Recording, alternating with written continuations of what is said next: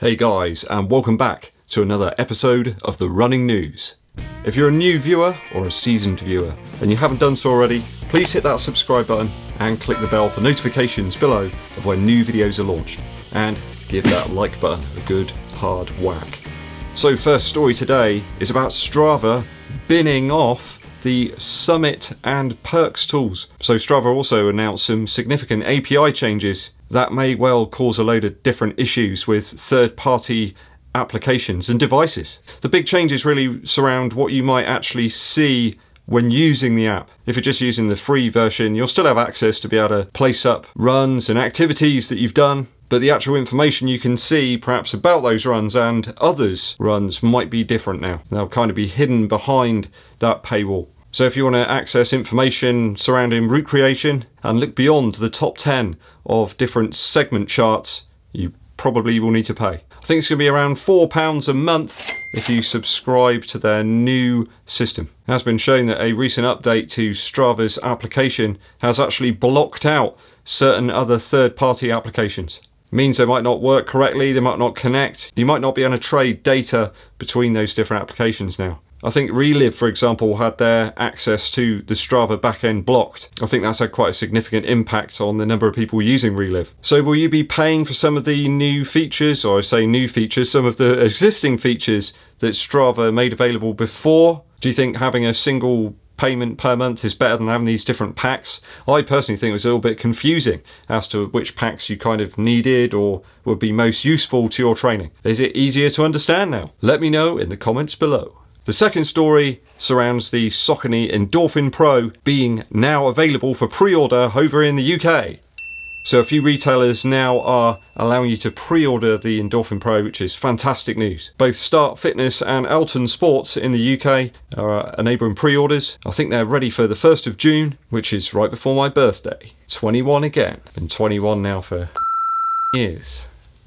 We'll finally be able to try out the speed roll technology and experience the caress of the form-fit 3D upper. Do I need to find my red and blue 3D glasses though? Maybe I'll email Saucony and find out if I need them. Perhaps they come complete in the box when you get them. What do you reckon, Beast?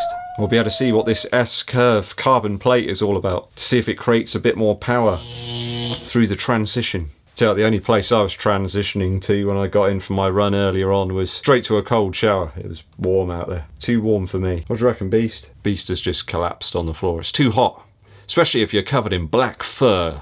Certainly the Endorphin Pro does really excite me though, a shoe that is going to be incredibly light. Reportedly 213 grams for a US size 10, UK size 9. It's retailing for about £119 over here in the UK.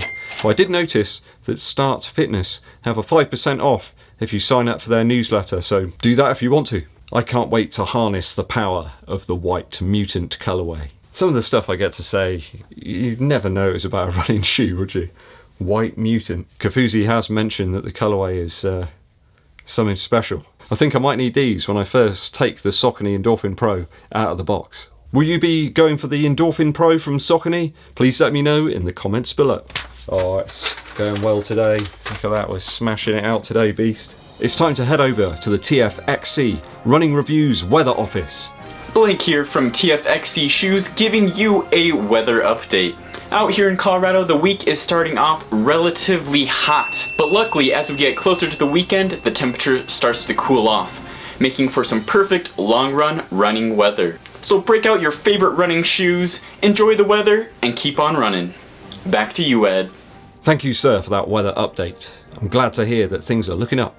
If you are going to look up though, outside, make sure you wear your shades. We shouldn't do it really anyway. It's bad. It's a bad thing to do. My mother always told me it was a bad thing to do.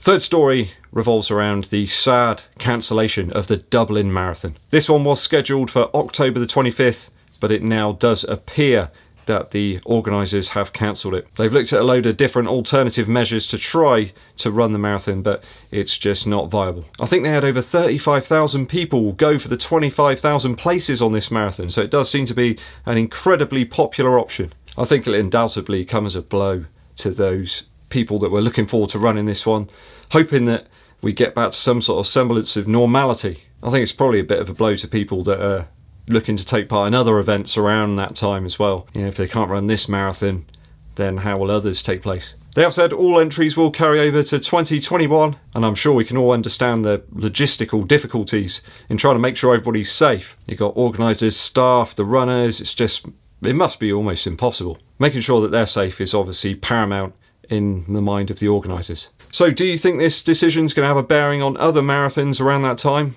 I know a few of the club runners in one of the forums that I'm on had commented they think perhaps this could be curtains for the London Marathon also. That's due to take place on the 4th of October, which is 3 weeks before the Dublin Marathon was set to take place. At the moment, I think it's sadly unlikely. But please do comment below, let me know what you think. In some related news, the organisers of the Boston Marathon still have yet to confirm whether or not that will be cancelled. That's run every single year since 1897. And of course, it's one of the very oldest marathon events in the world. Even in 1918, they still ran it. I think it was like a military relay, so they had 10-man teams running the marathon. Even the conflict around the world at that stage couldn't stop the runners from getting out there. Obviously, in and around the area, the marathon generates a huge amount of money for the local people. It's a massive cash injection for the Massachusetts economy. So if that doesn't run, it's just a really bad thing for the local area. But we do have some good news. I did hear today from one of the viewers that they've managed to pick up the Nike Alphafly Next %, a sneaky drop this morning, the 20th of May, on the Nike Run Club app. I don't think it was available to everybody, but they managed to pick up a pair. They did inquire to me about sizing, and I went for true to size, knowing that the shoe was going to be a little bigger than perhaps some previous iterations. I did go for an 11.5 in the Next %, just wanting a little more room, but the Alphafly is perfect in an 11 for me. So I hope some of you guys managed to pick up a pair on the Nike Run Club app. If you have, let me know in the comments below. Love running shoes, jog away my blues, keep my finger on the pulse of the running news.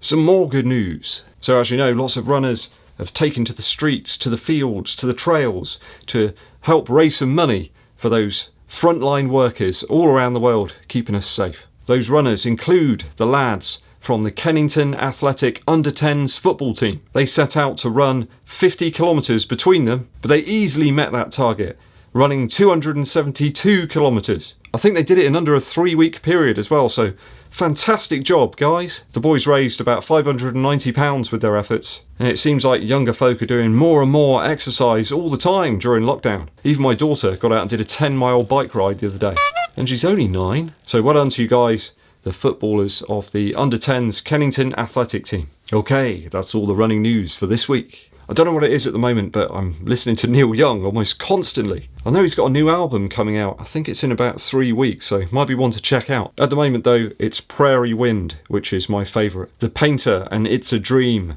are my 2 fave tracks from this album. It's very much a country feel, country vibe. Almost feels like a partner album to his earlier album, Harvest. This is a cool copy as well, because you get a DVD of him performing some of the tracks, and there's some studio stuff in there as well, so you get to see some behind the scenes footage. He Was the King is good as well, which is all about Elvis. So check this one out, Prairie Wind by Neil Young. Right, it's time for me to mosey off into the sunset. Thanks for watching through to the very end of the episode today. I do appreciate it. If you're a new viewer or you haven't done so already, I would appreciate it if you'd hit that subscribe button and click the bell for notifications of when I launch new videos on the channel. Give the video a thumbs up like and share it with your running buddies. My name's EDDBUD, and I'll be seeing you